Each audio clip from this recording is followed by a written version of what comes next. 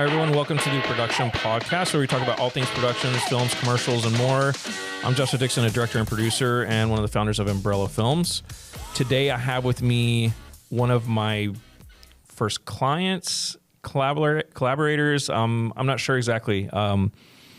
Diego is his name. Hello. He's here. We worked together 6 years ago. 5 years ago? I don't know. 5 years ago. Yeah, when you came to Thailand your first time, right? You reached out to me and just said like, hey, I'm shooting a short film and I need help, right? You asked me to DOP, you're directing, and I think we kind of helped produce. Actually, our head of production, this was like one of his first jobs ever. His second one, actually. Yeah, second one, okay. And he was a PA or something at the time, exactly. right? Now he's now our head of production. That's wild.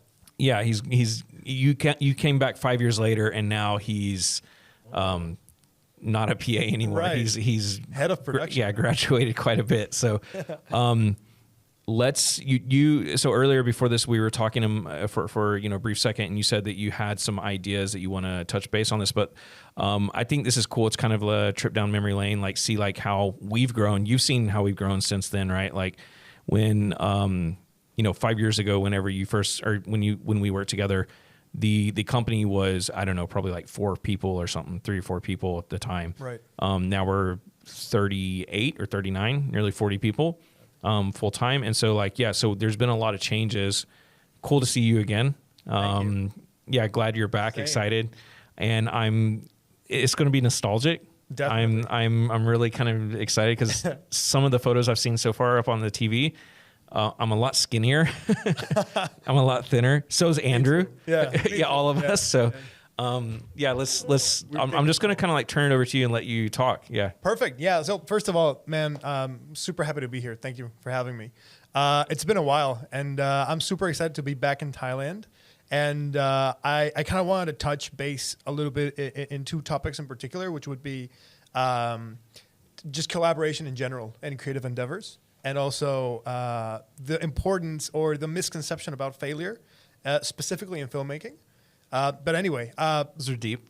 yeah, it can go pretty personal. But this is 5 years ago. It actually is 6 years ago because I started this whole project 2016. Back before, by the way, shout out Filma. Before there was Filma, you had to network with other filmmakers through Facebook or any social media platform you could. And I remember back when I was in college, I was in my second year in college, and I'm really thankful for that university to give me the opportunity to just travel around. They really were, made a lot of emphasis in just traveling. And so I literally just got into the website and I was like, where's the farthest I can go to do something, you know what I mean? And I saw Bangkok and I was like, let's do it. So your college, was this film school? It was, well, I majored in animation, so it wasn't particularly film per se, but yeah, definitely we learned anything that had to do with production. Okay. The cinematic language. But it wasn't a film school. It was it was a university that had a program. Exactly. Yeah. It was a university. And I applied to the program, exchange program here in Thailand, and I started writing my script. Which changed dramatically when I was in Mexico. I'm from Mexico, by the way. And when I arrived here and I started living Thailand, ideas started just completely changing. So I remember I started signing up to every single Facebook group that had to do with filmmaking in Bangkok. Yeah. One of those groups, I started scrolling down and I saw a post from you. Yeah, which was you were posting. Cool. I've never heard this before. Right, so this is neat. Yeah. So you were promoting your DP reel. Okay, cool. Right? Which was super. It was just top shelf work. Thank you. Quality work, and I was really impressed, and I was super happy to see that. You were also you spoke about your production services, not only your DP services. So I literally just sent you a friend request, and I was like, "Yo, I'm a film student from Mexico, cool, and I'd love to just connect, and I'll be in Bangkok in a couple of months." And you were like, "Yeah, let's meet," which was super nice. So I arrived in Bangkok, and I started rewriting the script, which, by the way, now it's kind of like the topic, but it was about people getting trapped in a cave in Thailand before it was. Are you serious? Yeah. Before it was cool. So I was doing that before. Before it became a Hollywood. I know the premise because we shot in a cave, right? Right. Yeah. But it's weird to hear that. Yeah, it is. It's so you were doing the original exactly Thai cave rescue. Yeah. Actually, I'm expecting my thank you credits on Ron Howard's film. Cool. Anyway, so I started writing that idea, and one day I just messaged you like I'm in Bangkok. Let's meet. And you were like, sure, man. We met. You didn't message me. You sent me a video. Right. Oh, yeah. You're right. This is how you. Okay, so let me just say something. I get tons of messages all the time. Right. Right. Not that I'm trying to ignore people, but I don't know what. It's just I get bombarded. Right. And you recorded a video. Exactly. And that's what I was like.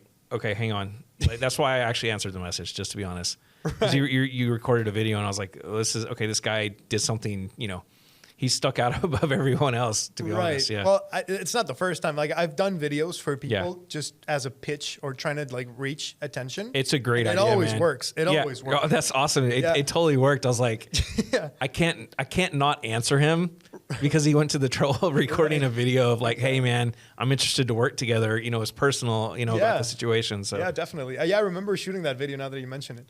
And I sent you a video where you agreed to meet, and I remember I printed out my little script and I was writing the BTS all nervous. And and we met, and I told you I really want to make this film. Where did we meet? I don't remember this. You don't remember? Robin Hood pub. We met at Robin Hood. In front of Benja City Park. Sounds right. Yeah, and and right. So we were there, and I told you, listen, I want to make this film. It's not a student project. It's not like I don't have any budget other than that's probably why I was like, okay, cool. It's not a student project, right? No problem. So it was something that I wanted to do on my own. Yeah. Had very limited budget, but the budget that I had, money saved up from freelancing and stuff, and I really want to make it. That was like my main goal to come to Thailand and make a cinematic project. Yeah. Right. And then I remember you saying, well, what's the story? If I like the story, I'll help you. Yeah. And I was like, all right. I pitched the story. And I don't remember exactly what my like elevator pitch was, but it was basically a girl trapped in a cave. Yeah. And she sends sort of like a message in a bottle kind of way, a GoPro, and the guy finds a GoPro and decides to try to rescue the girl who's trapped in the cave. Basically, that was the story, and it was. I mean, now that I've been going through like the footage and everything, it wasn't the best delivery of the idea. I think the pitch is much more interesting than what I wrote. Yeah. But it was an amazing experience, and so later on you told me, listen, I'm super busy. So let's meet in a couple of weeks and tell me your production plan and anything. Just give me the details. Yeah. And I'll let you know because I've got a couple of projects going on, blah, blah, blah. I was like, all right. I went back home and I started working on what I thought was a decent production schedule, strip board, that kind of stuff, right? I had very little experience at the time. But one thing that I want to mention is that I did have the little experience that I had was enough for me to just kind of like believe in myself, right? I think imposter syndrome can be very damaging to creative people in general. Sure. And back then I had the privilege, I could say, or I was lucky enough to have my work be recognized by other people. So I had a couple of film festival laurel leaves from my projects. So I had the self-esteem in a way that I could deliver, and I could have people like you guys working on my project, and it would deliver quality. You know what I mean? Yeah. So I went back, and I supposedly with my now wife, back then we were just sort of dating, I guess. And we went back and started working on the production schedule. We met again, and then you saw our plan, and you were like, this is not, like, you guys have no idea what you're doing.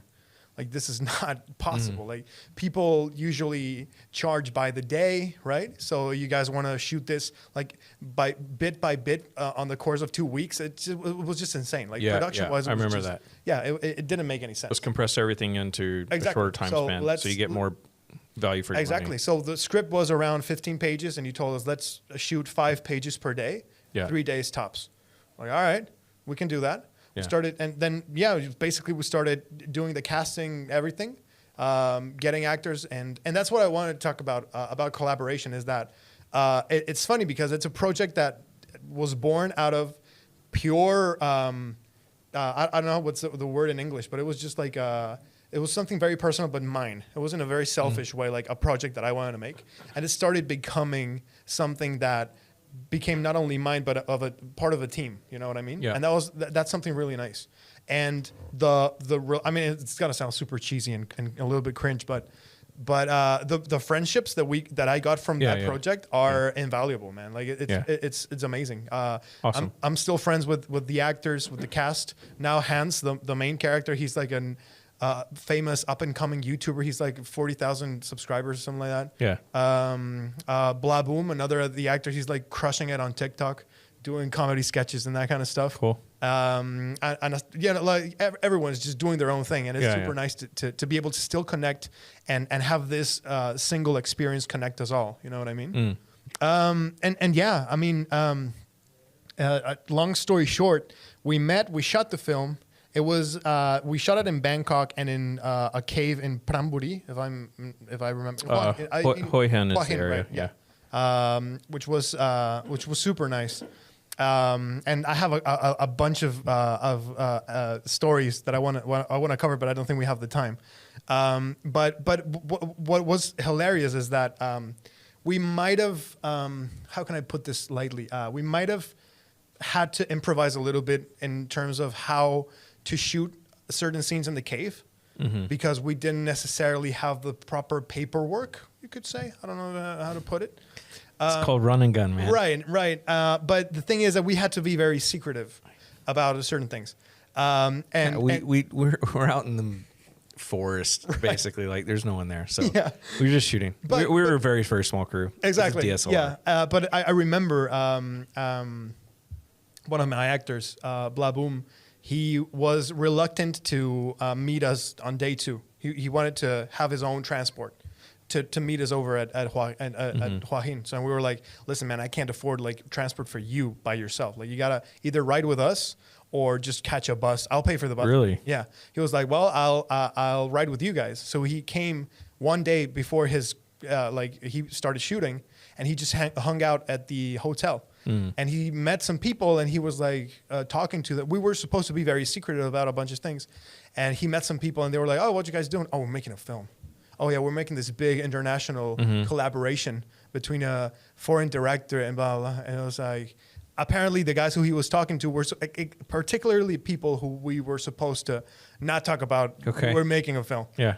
Which is hilarious. In the end, they were super nice, and they understood that I was a student trying to make my projects, and they were super supportive actually about the whole thing. But yeah, it sometimes those little details sort of like escape from the grasp of the control of production, and I just had a blast, honestly. It was super tough. It was probably the 3 days, most intense days of my life up to that point, definitely. Yeah, okay. Because I'd been like building up 6 months of work and just like motivation to these 3 days. Yeah. Everything just came down to these 3 days.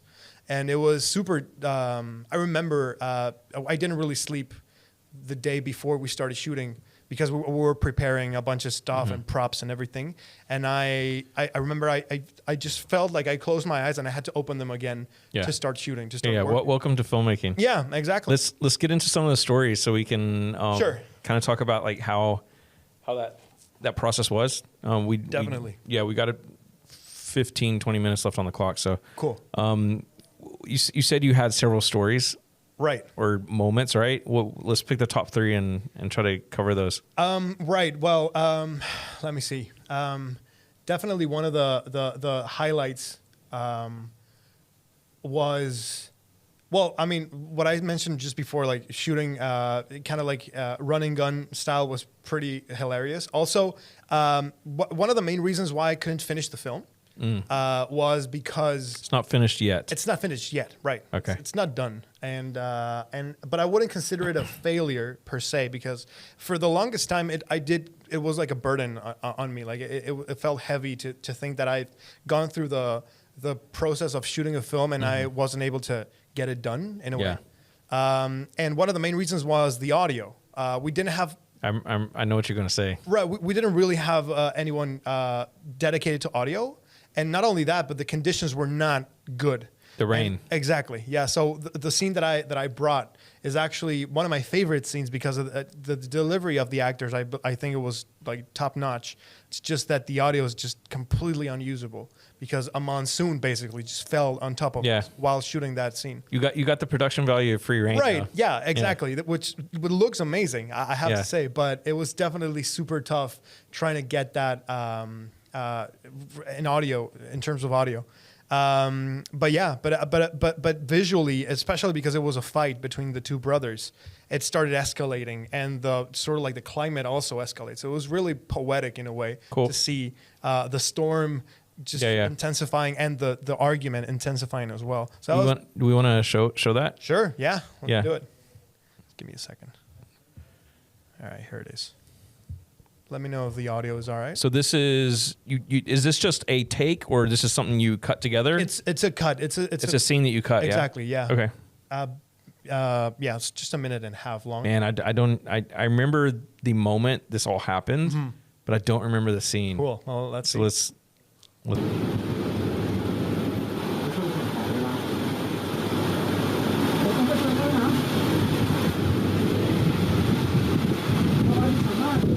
อาจจะมีคนช่วยไปแล้วก็ได้มึงควรเอากล้องนี้ไปให้ตำรวจตอนนี้เราบอกว่ายังหาตัวผมไม่พร้อมเลยนะนี่นะคุณว่าฉันเส้นการเงินป้าของคุณตัวได้ไหมกูบอกว่าให้เอากล้องไปให้ตำรวจหยุดนี่คือที่อะไรอ่ะว่าใหญ่ยังแก้ตัวได้ขนาดนี้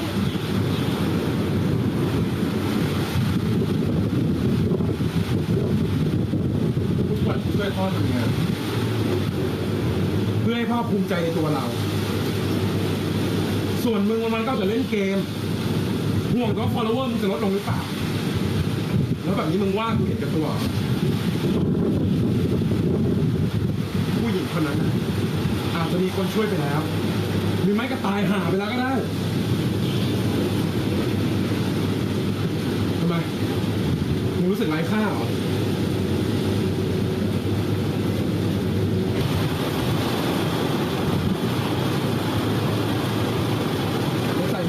ตอนมึงลงคลิปช่วยเขาอ่ะผมรู้ว่ามึงคงเพิ่มขึ้นเป็นล้านๆมั้งก็มึงใครคนนี้จ่าเหรอ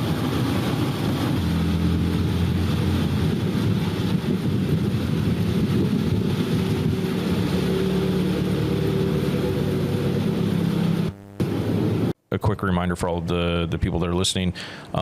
It's greatly appreciated if you could leave us a review about the podcast and let us know your thoughts. The sound is really, it's really deafening, the rain. Definitely. Sorry. So do we not have someone on sound? We did. Well, actually, Andrew was on sound. He was boom operator. No way. And yeah. Andrew was operating the boom? Yeah, he was operating. I'm so sorry. This is why it sounds like that. No, like it definitely, there's a lot of reasons why it was just such a mess, but it was so fun. You can ADR it though, man. I know. That was the whole, that was the idea. And okay, cool. But the thing is, we'll figure it out, man. We'll help do that. That would be nice. Also, by the way, I just want to mention that you guys can see in the scene that we have a truck in the background. Well, there's a truck in the background. Yeah. And I was supposed to, the guys who lent us, the hotel where we stayed, they were supposed to give us a truck to use. Yeah. And in the end, they canceled. So we literally had like minutes to get the truck. Andrew probably found that. Andrew, he was like, I got this. I don't know who he took it from. He stole it. I don't exactly know what. Yeah, he walked down the road and. But he just. Hey, there's a guy with a truck. Yeah, exactly. Like, he arrived with the truck and I was like, what else do you need? And I was like, some boxes. Gotcha. Yeah. He just ran off Awesome. and came with some boxes. It was amazing. It was like really like, wow, this guy is just, he's doing his job. Yeah. It was great. And also shout out Andrew to also, he really helped me with a whole like language aspect of the film. Yeah, of yeah. course, I don't speak Thai, so he would really One of his help talents, me. man. Yeah, he would really help me with that, just translating certain things, telling me about certain words and accents that the actors had, whatever. It was super nice. Cool. Yeah. So let's do this. Let me just ask you a couple questions about it. So like, what is your biggest lesson you learned about doing this whole thing? Right? Like if you summed the whole thing up, right? Because you came to Thailand during school, right? School let you do school remotely. Exactly. Yeah. Yeah. You came here, you shot a short film, didn't finish it. You're talking about like, there's lessons to learn. Yeah. What was that? Definitely. There's this phrase. It's a bit of old school Latin proverb, but it says, fortune favors the brave. Yeah. And I think that just a lot of people want to make films, but very few people want to put the work into actually making it, because there's a Mexican director, you guys probably know him. His name is Guillermo del Toro. Of course we know. Yeah, probably. Yeah. I've heard of him. And he says that the natural state of cinema is that it doesn't exist. You can't get cinema from a tree. It doesn't grow from the ground. That's cool. Right? Its natural state is to not exist. So you have to make cinema act against its own nature to make it happen. And that's tough. It's tough, it's particularly because when you are writing and directing, which is a whole nother topic that we could discuss later on, you are in a way just like putting a part of yourself in front of everyone to see. You know, it's almost like getting naked in front of everyone. It's super tough. Yeah. So I think that makes a lot of people not try to do it. But and especially when you think about everything that could go wrong, it normally would make you think twice about making a project. But I would definitely say that if I had known that everything that happened and the challenges and the fact that 5 years later the film is still not done, I probably wouldn't have done it, man. But I am super thankful that I did, because as I said, the friendship. I'm back in Thailand in a way because of that film, and there's a big possibility of me actually making my first feature because of this tiny short film that I did with my own money and with my friends. You know, So that would be the main lesson would be to just go out there, get some friends, have fun, and shoot something. Yeah. Cool, man. Yeah. Cool. Let's real quick just look at some photos, man. I'm sorry, I gotta see. Yes, sir. All right, so myself. First of all, let me just show you and Andrew and you too, man. Like this is. So this is a funny story. As you can see, my beard was kind of all over the place, and that's because I brought from Mexico my shaving machine. I don't know how to call it, my hair trimmer. Yeah. But it didn't work with the Thai plugs, and I was too cheap to buy one. So I just let. Man. So I just let my beard. So you couldn't. You didn't. So that's literally like the cheapest thing you can buy in Thailand is the adapter. But the thing is, you have to understand, Josh, that you were putting those $2 into the movie. Exactly. My money, like I was eating 7-Eleven sandwiches just to be able. to I remember. I do remember that. You were very like your budget was so particular. I remember that. Right. So I was at a point in which I had to save money even from trimming my beard. That's Josh right here, Andrew. That's our van driver who was Jaguar. A rock star. Yeah. Rock star. Shout out to our van driver. This is Hans, our main actor. Anastasia, she was another character, Daria as well. And my now wife, Mariana, shout out. And this is outside of one of the locations that we were shooting at. The last time we were going to be like all of us together. This is just, it was just so much fun, man. And this picture was taken by Sarah. Shout out to Sarah, the assistant camera girl, who actually took all of these behind the scenes photos. So let me see. Yeah, let's thumb through some of these real quick. Sure. We got about 5 minutes left. So. Okay. So these are just a few preparations, on set. The lady who allowed us to shoot there, she was super. Oh, I remember this. This place is no longer there. No, it doesn't exist. There's a condo or something. Yeah, they're building a condo. It's kind of sad. Because it was nice. It was. Oh, nice. Go back. There's Andrew holding the boom. Yeah, that's Andrew rocking the boom operator. Having a blast, as you can see, he was just having the time of his life. Wow. Okay. Next. This is awesome. Just going through the scene. We actually made these beer bottles from scratch. We designed just to make sure we were clear on like copyright, whatever, logos and everything. Let me see. This is on location on the fishing village over at Hua Hin. The scene we just saw, the boxes, the truck that Andrew got. Yep. You were basically doing also like a one-man crew, everything. You were supervising. There I am audio. checking sound. Yeah. We're just all over the place. We were trying to make it happen. Yeah. Exactly. It was. I kind of miss that. Like just with whatever we have, just trying to make it happen. Yeah. I agree. We shot it on your GH4 and some Nikon like vintage lenses, which was. I think nice. Andrew still wears this shirt, by the way. No way, really? We'll ask him in a minute. So yeah, we're shooting that scene. I know I can't fit in those clothes anymore. Oh, really? No, I don't think so. I'm pretty sure I still own that shirt as well, but I didn't bring it to Thailand because it was kind of insane to wear long sleeves in the weather. Let me just try to find some of the shots of the cave. Yeah, the cave was really cool. Yeah, it's a very interesting place. It's a cave that literally caved in, so it's just kind of like almost like its own ecosystem inside. And then a jungle started forming inside the sinkhole. And then they built a shrine there, and it's super nice. And it's kind of a pain to go there. Mm-hmm. So I remember you actually brought your drone, but you forgot the drone. I don't know if you remember this, but we forgot the drone on the van. So let me just say this: we parked the van, right? Then you walked down this super long muddy beach because the tide was out. Exactly. And then you took boats to another place because it was inaccessible by foot, right? Exactly, yeah. And then you hiked another, I don't know, like 3 kilometers to the cave. Super steep, yeah. Yeah. And then we realized we forgot the drone. Exactly. So we realized, and Andrew was like, I got it. And he just sprinted through the jungle and got the drone. However, we didn't ended up using it, which was kind of a bummer. I don't know if Andrew actually. Yeah, he this was when he was like during the like I'll do anything for this job, right, like not that he's not now, but it was kind of like now he would be like he's not gonna sprint 4 kilometers, I don't know how he did it either, man. Like it was crazy. He had his backpack on the whole time. I remember he ran and literally came back, and I think we were exiting the cave, and we're like, sorry, man, we don't need it.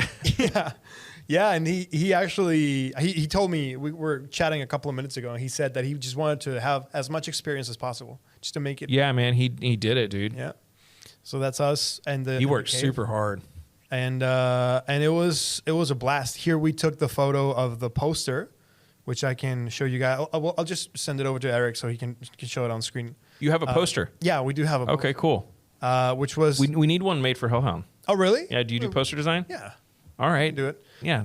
We got attacked by those monkeys, by the way. You were not there. We were shooting the poster, and we started getting like surrounded by a gang of monkeys. Okay. And, awesome. Just one of those funny stories. And yeah, that's just us selfie on the cave. And let me just show you guys. This is the muddy beach. Yeah, you had to go to get the boat. Yeah. So we had to walk all the way over there. We're carrying all the gear, take a boat, and then hike. And that's what Andrew did in literally a couple of minutes. Like, it was insane. It was so much fun. And as I said, toughest 3 days of my life up to that point. But I really wanted to make it happen. I really wanted to prove myself that I could shoot a narrative fiction film by, like without the support of like a bigger institution, just like independently, and in a country where I could literally not even read street signs. Basically, that was the whole point. It's cool, man. Yeah, this is a bunch of memories. Yeah. Awesome. Cool. Okay. Well, thanks for dropping by and going over all this. Of course. Yeah, I'm excited. This is really neat. Okay. Cool. That is it.